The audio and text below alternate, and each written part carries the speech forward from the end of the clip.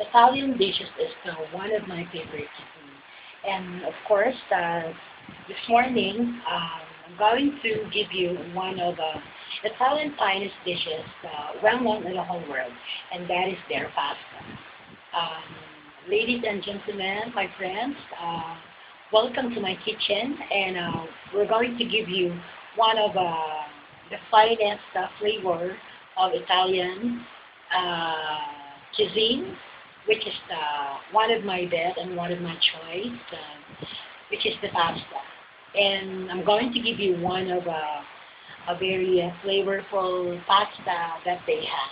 And of course, put some twist to own this recipe. Good morning and welcome to Cooking Lang Inang.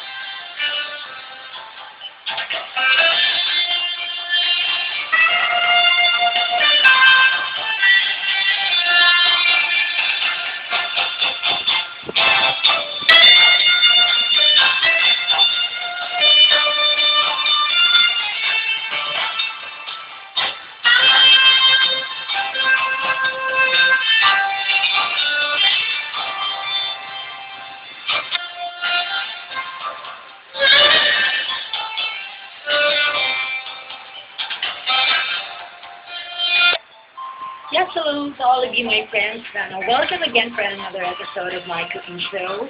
I'm cooking lang in and of course, here in my home, uh, we have a lot of very special dear friends to us.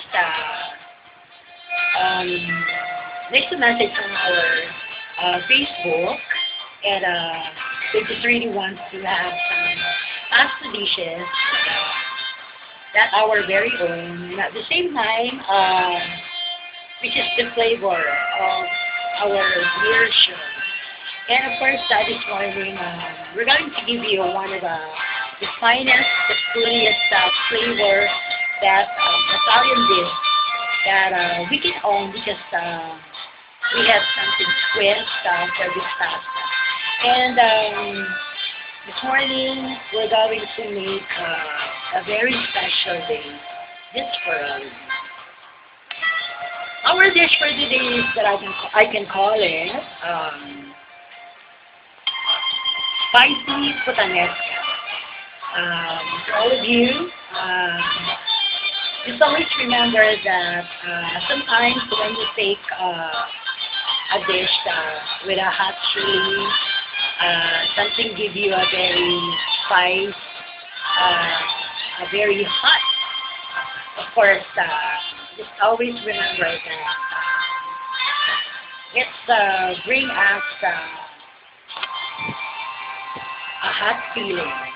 Of course, syempre because hindi mga kaibigan, talaga naman pong nagbibigay sa atin ng napakainit na kondisyon, which is really bagay sa ating home. Ayan. So, uh, cooking ng ina mo, give you one of pasta with we put some spice. Of course, it's not only for the show, but of course, we're going to dedicate this to all those chili lovers, those just like the Indian, Nicolanos, yung mga lahat ng tao mahilig sa chili, just like me too. Ano po, siyempre, bagay sa ating panahon. Dahil nag-uulan ngayon. So, the weather keep us really cold, getting cold. So, we give you something to feel you hot this morning. Okay, let's take it away for our ingredients for the pasta that we're going to prepare for this morning. spicy puttanesca. For the spicy puttanesca, of course, we have pasta noodles. We boiled it already for about 10 minutes and cooked it al dente. Always remember that you don't need to overcook for the pasta, for the very quality finish of our dish. Slice chopped onion, fresh. This one is an alternative for the tomato sauce. We're going to use the fresh sliced tomato for our tomato sauce instead of canned tomato sauce or tomato sauce in pouch. We're going to use fresh tomato sauce. Sliced corn pepper, chopped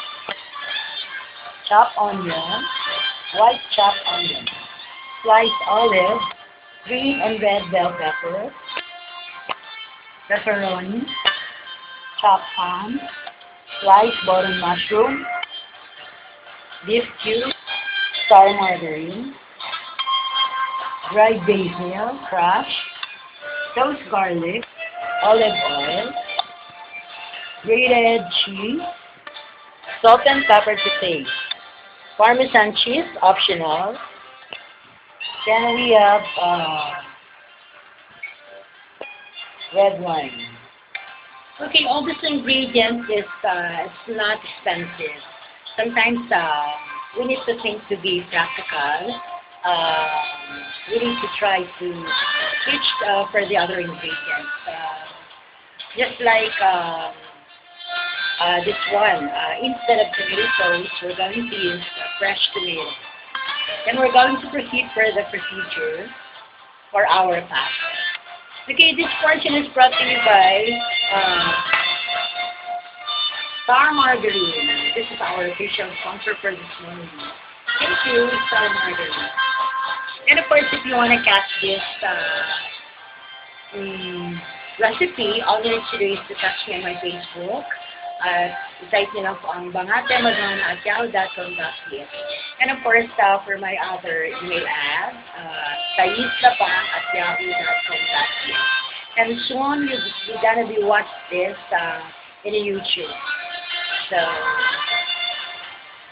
bangat niyo po yun. Malapit na. Okay, first things you need to do is to get the olive oil. And then our chopped white onion. Saute the onion until the onion is already cooked. Kapag nag-translucent na po mga kaibigan yung ating onion, that is the time that we need to follow the second ingredient. Next one is our sliced button mushroom. Our sliced ham,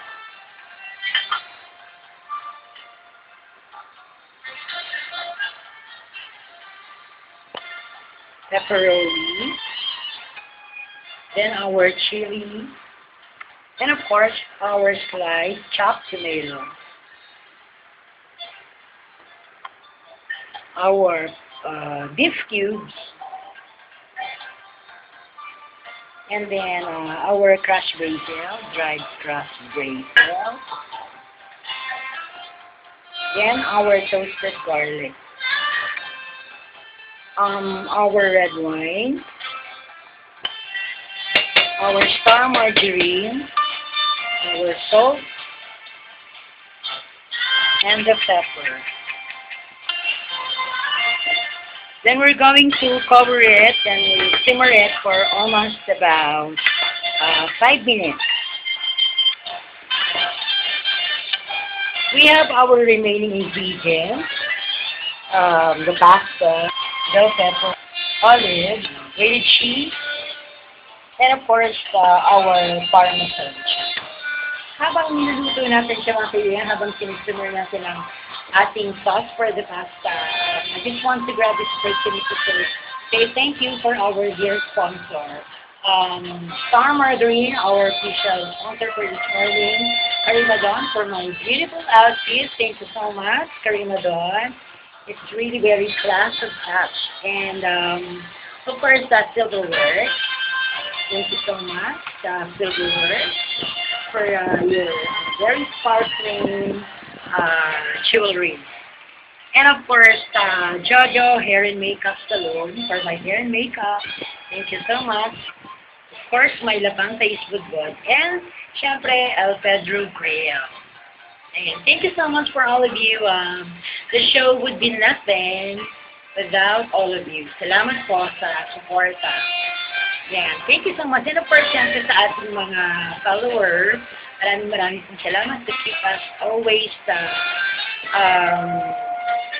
give us the time to check us on the Facebook for this very wonderful cooking show, because this is going to be the first that you're going to see in your Facebook. Cooking lang, alam mo. Thank you so much sa inyong lahat for always give us support. Okay, this pasta, pwede niyo po siyang i-serve for dinner. Of course, combined with garlic bread or any kind of bread na talagang you wish na kainin, of course, together with the pasta. And, syempre, masarap din siya i-serve, of course, sa mga parties. Ayan, for any occasion that you have in your home. Of course, together with your family, for the whole family. Okay, yan mga kaibigan, nagsisimmer na siya. Lumalabas talaga yung aroma niya. Ayan, talaga pong love na love ko talaga kumain ng pasta. Talagang, siguro, pinanganak talaga ako na mahal na mahal ko ang pasta. Kaya talagang, parang ako talaga, dream ko talaga ang makaupo sa Italy. Siyempre, to meet different kind of, yung talagang, napaka-finest to look ng kanilang mga different kind of pasta. And of course, yung mga urban spice. Kaya naman po, ang inyong lingkod talagang favorite kong kumain sa mga restaurant and fast food chain na talaga naman po nagsiserve ng pasta like French baker, yan, liquor de France, and favorite natin yung mga ganyang set-up na talaga naman nagsiserve ng pasta ang Chef Angelo, of course, one of my favorites. Kung gusto ko talaga yung mag-dine na gano'n, feeling mo talagang nasa Italian world ka. Okay, for our trivia for this morning, habang hinihintay natin na malito ang ating sauce for our pasta, bigyan namin kayo ng special treat for this morning to known well, para makilala natin ito. Our bell pepper. Meet the bell pepper. Yan ang ating bell pepper. Ang bell pepper po mga kaibigan ay talagang isa rin po yan sa mga favorite na vegetables. Para sa akin, lalo na yung mga naglalaki ng bell pepper. Ang sarap-sarap ng kainin, napaka-crunchy. And of course, syempre, bell pepper has enriched fiber na nakakatulong po sa atin para ma-reduce yung cholesterol. Yan, para mag-bumaba yung blood pressure natin, nakakatulong yan, of course. This bell pepper is also has own a flavor or a natural concentrated glutamine. Parang naisipalibet sa word or a mushroom sa isa ng vetchin na lang. And of course, syempre, yung bell pepper po is almost tumutubo siya sa mga malinamig na klima. Siyempre, of course, sa Baguio, talaga naman magaganda yung pagkukulo. Of course, siyempre, dito naman sa atin, meron din naman. Kaya lang talagang yung pinaka-best place kung saan siya rin nagkukulo, yung sa mga tourist place. Or siyempre, kaya yung mga American bell pepper, o the other, talagang talaga napakaganda ng quality ng to produce bell pepper. Yan. Ang bell pepper po mga kaibigan, nasa pamilya po siya ng may mga fibers na nakakatulong sa atin, siyempre, to eliminate beating blood pressure. Kagaya ng cucumber, oatmeal, corn, apple, pineapple, broccoli, yan. Ilan na po yan sa mga pagkain, vegetables na merong fiber. Diba? Kagaya ng tofu, may fiber po yung mga kaibigan. Okay, maluluto na ang ating sauce. Very tender. Ang sarap ng aroma niya.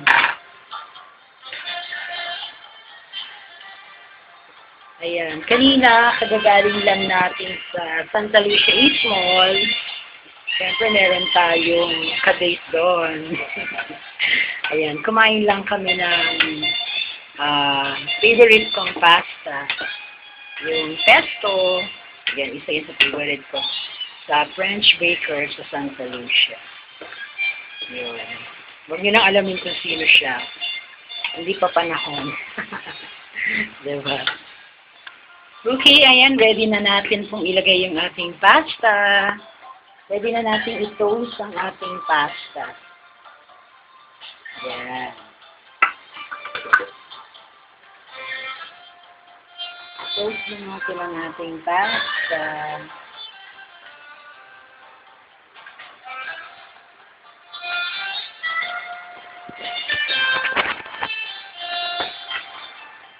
Yan. Kung sino man ang bibigyan natin itong pasta nito bukas, yan. Siya ang aking boyfriend. Diba? Surprise! Alam mo, minsan, nagiging akong malihim sa love life ko. Diba? Yan, itutoast lang natin siya syempre. Ilalagay na natin ang ating bell pepper. And of course, yung olive natin. Yan, of course, yung prepare natin grated cheese. Ilalagay natin yung half. Yan.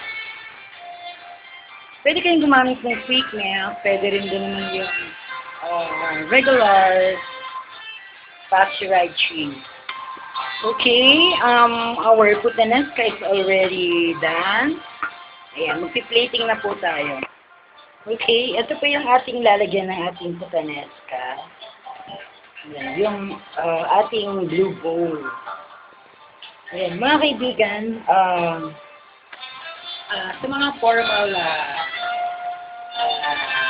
dine-in, sa mga formal dinner, sa mga ganong klase sa mga restaurant, yung mga dish po natin na ginagamit, meron po talaga mga corresponding plate, mga plate dishes na talaga pong ginagamit para sa iba't ibang klaseng dish, like this pasta.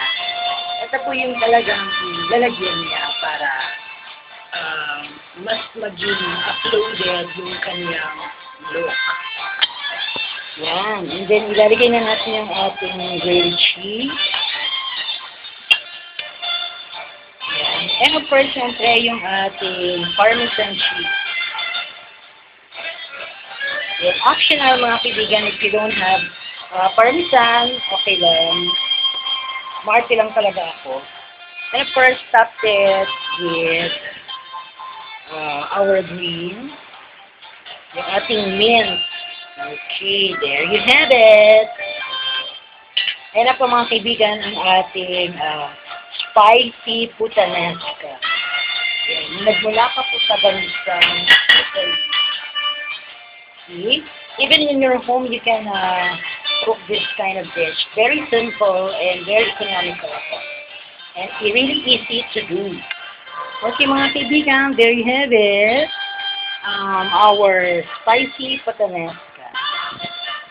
Mga kaibigan, napaka-yummy. Try nyo sa bahay nyo, napaka-cheap lang na kanyang ingredients, pero ako rin naman wow. Napakasarap.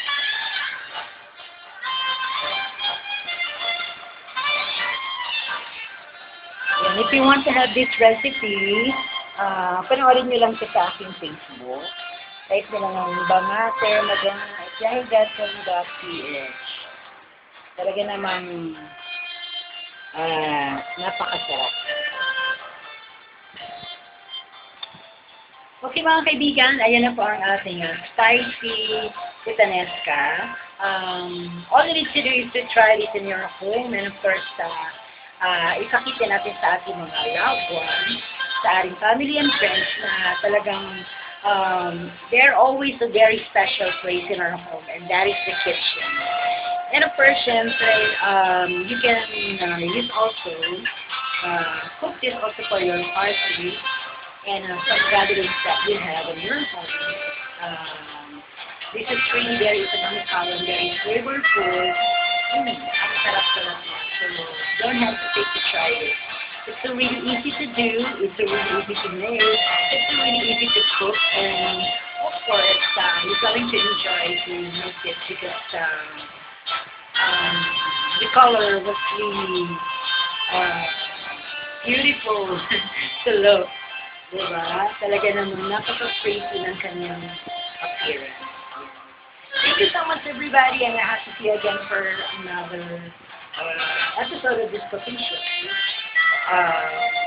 I'm cooking, thank you so much in behalf of our dear sponsor, and of course, for this beautiful home of mine. We'd like to say thank you to inyo lahat for always give us support through watching this show. Thank you so much, and from the bottom of my heart, maraming salamat po. Let's try this. Mga kaibigan, bon appetit! Ayan, titikman na natin.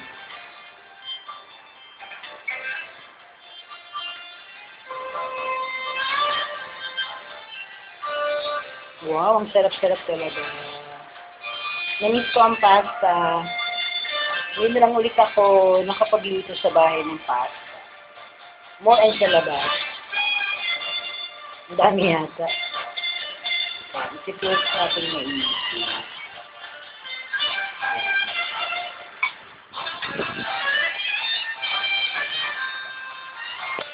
Okay, let's taste it to believe.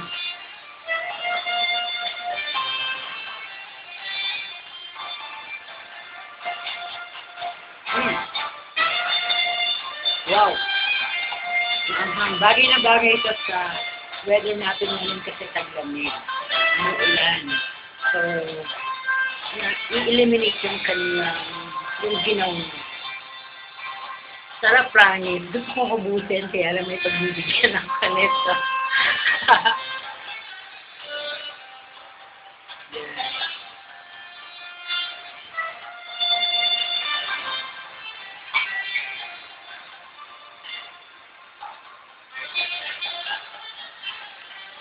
Bon appetit! Ang sarap. Gusto kasi ubusin ngayong oras na ito. Kaya lang, ibigay ko ito sa aking sweetheart. And thank you so much, everybody. God bless. And I have to see you again for another episode of this cooking show. Lagi lang kayo manood ng aking cooking ng ina mo. Ma-entertain lang kayo, and of course, you learn a lot from my cooking show. Good morning! Bye-bye! Bye-bye!